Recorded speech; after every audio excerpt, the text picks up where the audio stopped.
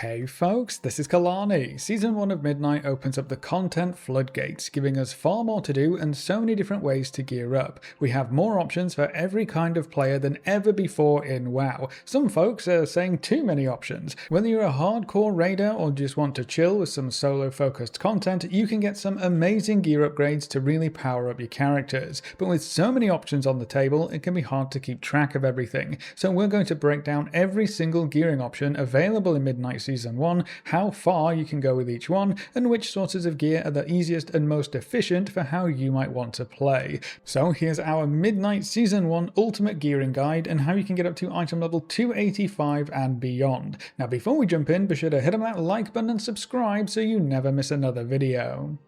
Let's start by quickly going over the upgrade system because this will be a huge part of your gearing journey in Midnight and things have changed quite a bit in this expansion. All seasonal gear is going to come with an upgrade track and there are 5 tracks total. We have Adventurer gear, Veteran gear, Champion gear, Hero gear and Myth gear. As you complete more difficult content, you'll get gear on the higher tracks which can be upgraded to higher item levels. Each gear track does overlap slightly, but a piece of gear on a higher track will almost always be an upgrade.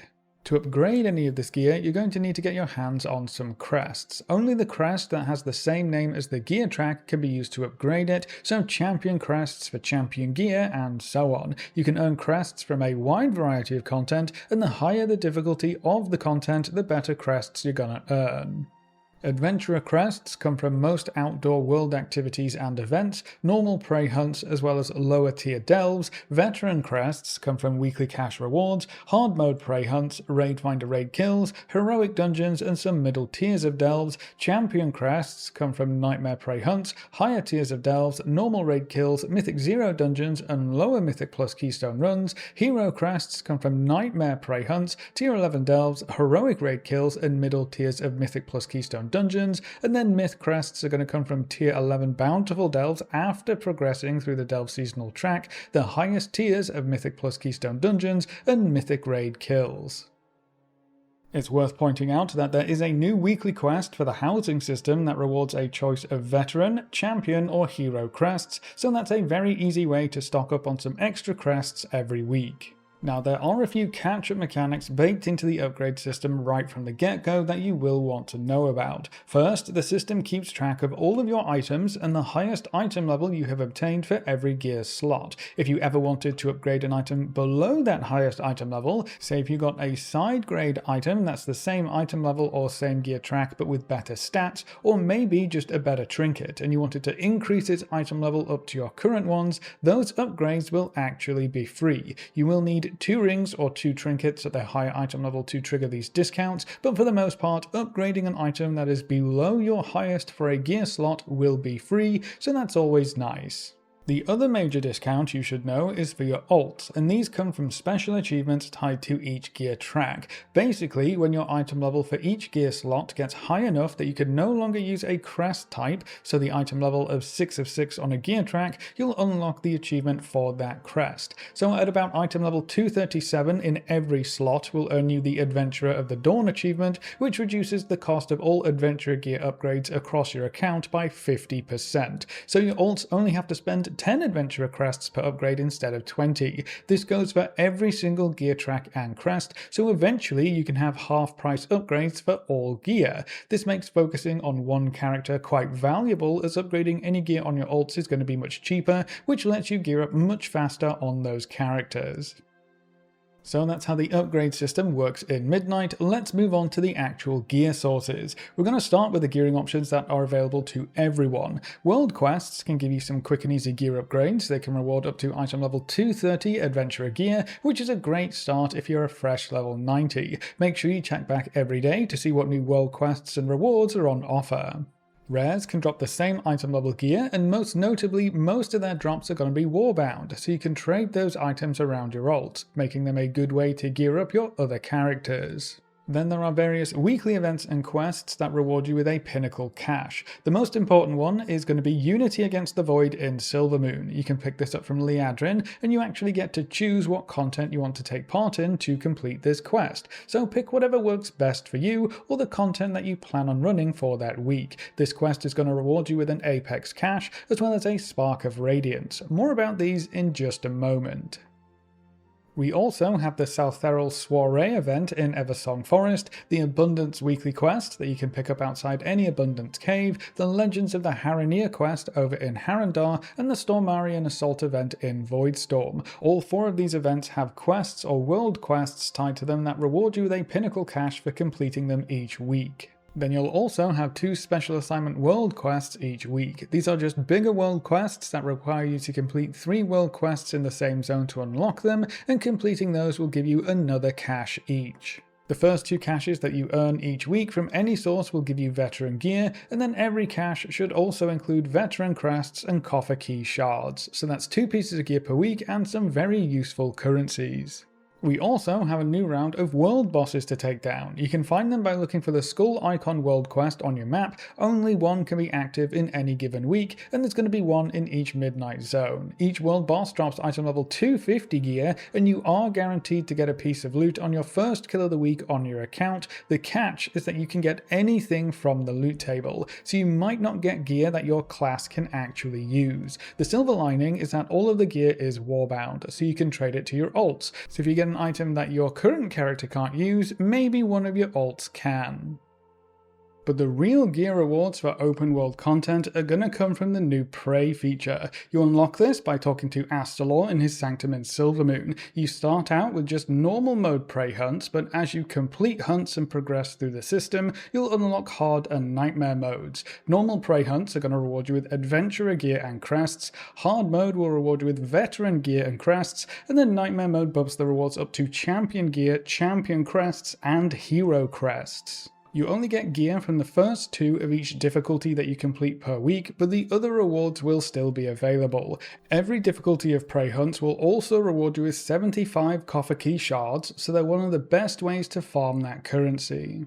You'll also want to pick up the weekly quest to complete 3 Nightmare Prey hunts that rewards you with even more hero crests, as well as a Beacon of Hope, which you will definitely want if you plan to head into Delves later on. You'll get 4 Prey hunts of each difficulty you have unlocked per week on the bounty map, but if you complete all of those, or you complete all 4 Nightmare and you just want to run more Nightmare, you can ask Astalor for a random hunt of any difficulty, and you get to choose between a handful of different rewards, including crests. So you can actually just farm champion crests from Nightmare Prey all week if you really want to. All of these world activities will start to fill up your world row in the weekly vault. Things like weekly events aren't too useful here, but you can actually get item level 259 hero gear by completing Nightmare Prey mode hunts, so if you're really wanting to gear up, Prey hunts are where the real rewards are going to come from.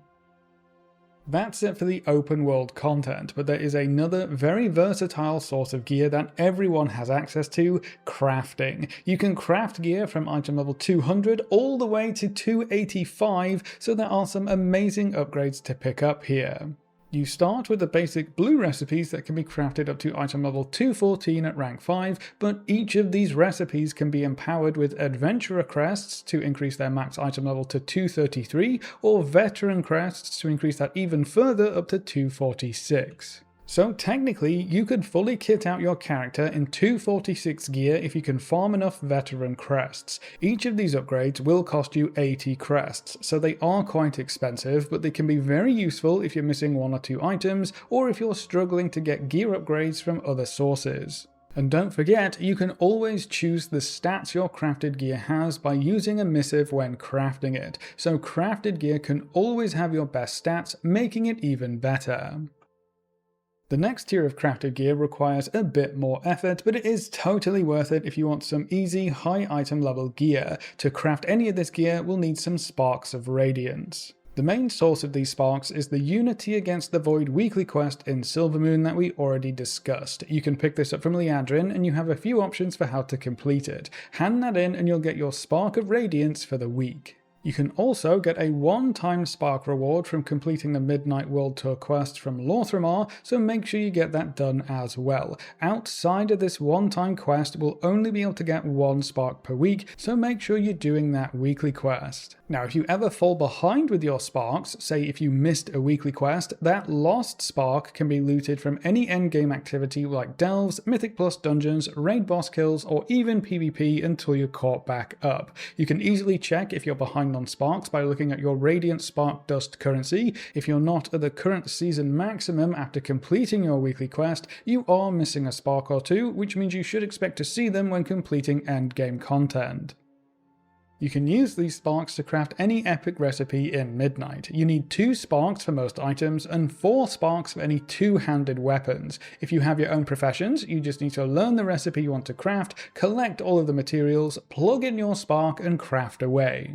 If you don't have your own professions, you can head on over to the crafting order clerks in Silvermoon, find the piece of gear that you want to craft, gather up all of the materials, and send the order out. You can use a public crafting order for less complexity, but you won't have any control over the result, so I would recommend finding a crafter in trade chat who can guarantee a rank 5 result for you.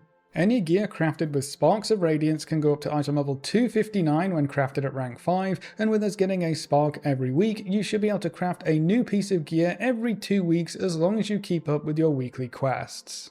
But there's one more step if you want to unlock the true power of crafted gear. All Spark crafted gear can be upgraded in the exact same way as we saw earlier, except you'll need Hero Crests and Myth Crests this time. Hero Crests bump the item level up to 272, and Myth Crests can take it all the way up to 285. Now, there are ways for every kind of player, even solo content players, to get both of these crests, so everyone can upgrade their crafted gear to the highest possible level.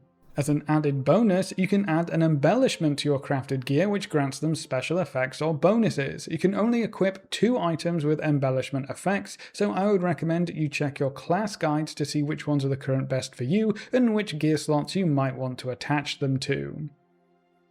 Now, another type of content that everyone can jump into, either by yourself or with a group of friends, are delves. Delves are like mini dungeons, except you don't need a tank or healer. You'll have your trusty delve companion by your side. This time we're running with Valera, and she'll keep you safe. Well, mostly. When you approach the entrance to a delve, you'll be able to pick a tier or difficulty. The higher you go, the harder everything will be, but the better rewards you're going to walk away with. To unlock a higher tier, you just need to clear the tier below it and have lives remaining at the end, so you can't die too often. The tiers unlock for every delve and across your entire account, so you only ever have to unlock each difficulty once. Every delve you run will have some treasure chests at the end that contain a variety of currencies, including crests. The higher the tier of delve that you run, the better those rewards are going to be. If you want to chase the gear rewards, you'll mostly be interested in bountiful delves. There are 4 bountiful delves on your map every day. They're the ones with the glowy door icon, so they're super easy to locate. These bountiful delves will have a locked chest at the end that you can only open with a restored coffer key. Now, getting these keys is super easy. Whenever you walk into a delve, any coffer key shards you have will be converted into restored coffer keys, and it's 100 shards per key. So all of those weekly events and prey hunts that reward key shards, this is where you use them. You can get up to 600 shards per week, which translates to 6 keys when you go into a delve. Rewards from these bountiful chests cap out at tier 8 to begin with, so that's your initial goal. Each tier 8 bountiful chest you unlock will have item level 250 champion gear in it, so this is one of the easiest ways to farm champion gear.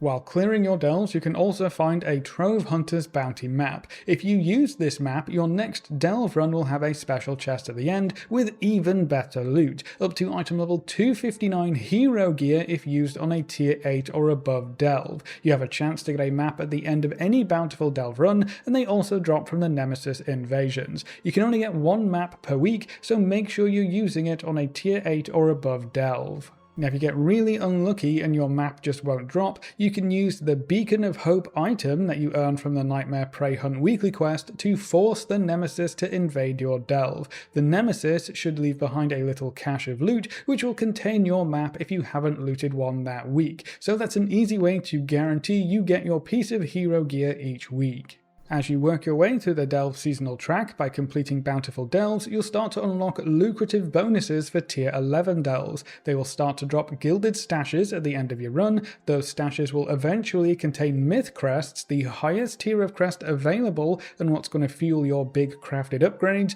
And then when you reach renown 9 on the Delve journey track, tier 11 bountiful chests will have a chance to contain hero gear. So that's pretty huge for content that you can do all by yourself. Completing delves will also contribute to your World Weekly Vault row. The higher the tier you complete, the better your vault rewards will be, up to item level 259 gear when you complete tier 8 delves, which is the same as Nightmare Prey Hunts, and those two content types fit together quite well with the key shard rewards. So Prey and delves will give you some great gear progress to chase after, and you don't even have to worry about group content.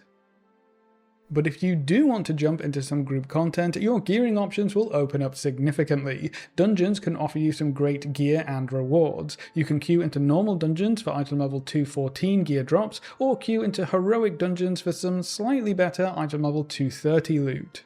Past that, you will have to make or join groups in the pre-made group finder, but the rewards are going to be so much better. Mythic 0 dungeons drop item level 246 champion gear, so that's a big jump up, and all of this gear has some great upgrade potential too. You can only complete each dungeon on Mythic 0 once per day, so they are a little bit more limited when compared to the queuable difficulties. And then when the Mythic Plus system opens up, that's where the big dungeon loot rewards are going to come from. Running a +2 key will reward you with item level 250 gear in the chest at the end of the run, and that scales all the way up to item level 266, which drops from key level 10. So as you climb through the key levels, the gear rewards get much better. Completing any dungeon on heroic or above will also contribute to your dungeon row in the weekly vault. The higher the difficulty of the dungeon, the better your rewards will be, and these scale all the way up to item level 272 from completing a keystone level 10 dungeon. So there is some huge upgrade potential waiting in the weekly vault as well.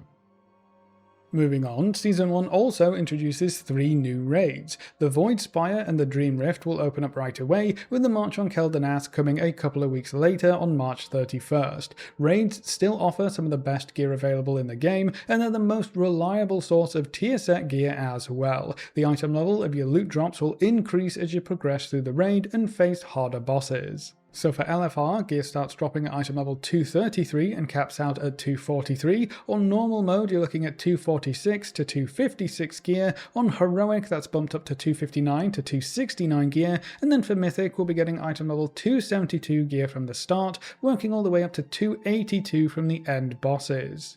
The tier tokens are spread out through the raids a little bit, so 4 tokens come from the 2nd through 5th bosses of the Void Spire, 1 token comes from the Dream Rift raid solo boss, and then the last boss of the March on Keldanas will drop the Omni token that can be traded in for any piece of tier set that you desire. And just like all the other content, killing raid bosses will be filling up your weekly vault. You'll need 2 kills, 4 kills, and 6 kills to unlock the 1st, 2nd, and 3rd reward on the raid row, and the vault will give you a random piece of raid loot from the highest difficulty you killed the bosses on. This includes the rare items and tier set gear, so you'll have some extra chances to pick up those special items.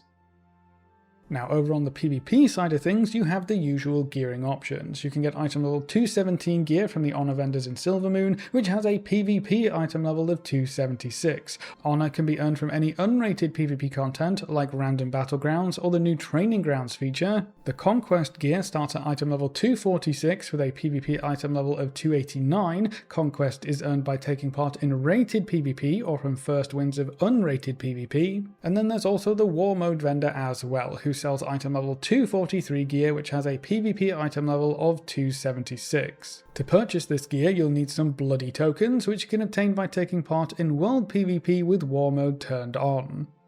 All of this content will be filling up your weekly vault for some shiny rewards on reset day, but if you end up not wanting any of the items on offer, it's not a complete waste of time. You'll always have the option at the bottom to take a Constellation prize currency instead. You can trade these tokens of merit into the vendor right next to the weekly vault for gold, champion crests, hero crests, or an item that adds a gem socket to your helm, braces, or belt.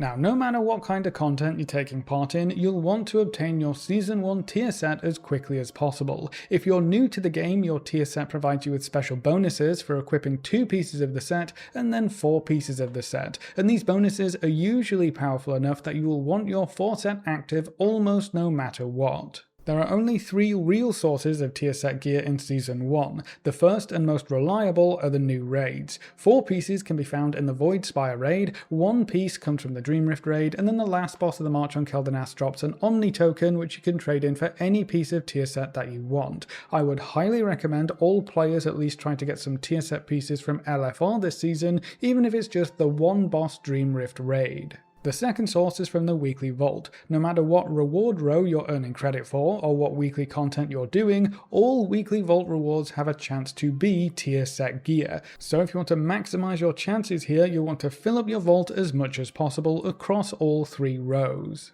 And then the last source is the Catalyst. Almost any piece of seasonal gear can be used in the Catalyst to turn into tier set gear as long as it's on the veteran track or above. So it doesn't really matter whether you get the item from Prey, Delves, Dungeons or Raids, all of it can be used to unlock your tier set bonuses. To convert a piece of gear, you'll need a charge for the Catalyst. For Season 1, these are called Dawnlight Mana Flux, and you can track them in your currency tab. We start the season with 1 charge, so you can convert 1 piece of gear right away if you really want to, and we'll get 1 charge every 2 weeks. So as the weeks go by, the charges will slowly trickle in, and you will eventually be able to convert an entire set. There are a few ways to speed this up though. The first one is to earn the Midnight Season 1 Champion of the Dawn achievement. This requires you to reach 1600 rating in rated PvP, defeat the last boss in the March on Keldanas raid on Heroic or above, or reach 2000 rating in Mythic Plus for Season 1. This will take a bit longer than usual because that specific raid doesn't open up for a few weeks after the season starts, and Mythic Plus doesn't start up right away either. But once those activities are available, you can earn yourself an extra Catalyst charge, or you can try your luck at rated PvP, whatever works for you. But perhaps the fastest way to earn extra charges is to complete your tier set. When you complete your 4th set bonus, you'll earn the Midnight Season 1 Catalyst Unbound achievement, which has a huge reward. All endgame content will start to drop Dawnlight Mana Flux, so you can get extra Catalyst charges from completing delves, dungeons, or killing raid bosses. That's kinda crazy, and it changes how you might want to approach the Catalyst and your tier sets. With this achievement in play, getting your 4 set bonus is even more important, so much so that the item level of your tier set doesn't even really matter anymore. Using a charge to convert a piece of veteran gear to complete your set might be better than holding on to it, because you'll then be able to straight up loot extra charges to convert your higher item level pieces later on. This is why running LFR is so important this time around, especially if you don't usually raid. It gives you some extra chances to get tier set pieces, which will let you convert your hero gear into tier set gear much faster than usual. And then I wanted to leave this part until the end because I have talked about it before, but it's quite important if you want to maximize your crests and upgrades. If you remember back to the start of the video, we talked about the different gear tracks and how they overlap slightly. You can actually take advantage of this to spend a lower tier of crests to upgrade a higher tier of gear. For example, you can use Veteran Crests to upgrade a piece of Champion gear, or Champion Crests to upgrade a piece of Hero gear. This only works on 1 of 6 pieces on the higher track, and you have to have a piece of gear on the lower track in the same slot. So it is quite restrictive, but it can help you spend fewer crests to let you upgrade more gear overall. Whenever you get a piece of gear that is 1 of 6 on any gear track, you can upgrade a piece of gear in that same slot on the track below it to 6 of 6 more or less for free. Your upgrades to 5 of 6 will be totally free, and you'll only pay for the upgrade to 6 of 6, so that's 20 crests. Because that 6 of 6 item level is now higher than your 1 of 6 on the next track up, that piece of gear can be upgraded for free up to 2 of 6. So it's only a small boost, it's only 1 upgrade, but when you multiply that across all of your gear, it can certainly add up quite quickly, especially when you consider that a lot of open world content caps out of 1 of 6 on the hero track. So you can get all of those pieces up to 2 of 6 by upgrading a piece of champion gear in the same slot to 6 of 6, and then you'll be able to spend your hero crests on the items that really matter. But that should cover everything you could ever want to know about gearing up in Midnight Season 1, so that's it for our Season 1 Ultimate Gearing Guide. What kind of content are you going to be focusing on this time around? Clearing prey hunts and bountiful delves, pushing up through the Mythic Plus ranks, or taking on the new 3 raids every week? Leave all your thoughts in the comment section below. A big thank you to all of our supporters over on Patreon and to all of our members here on YouTube. You can see their names floating by on screen. If you're interested in supporting the channel, you can find links in the description or click the join button just below the video. If you enjoyed the video or found it useful in any way, make sure to subscribe and ring that notification bell so you're always kept up to date. Thanks for watching, folks. Good luck and have fun, and as always, I will see you next time.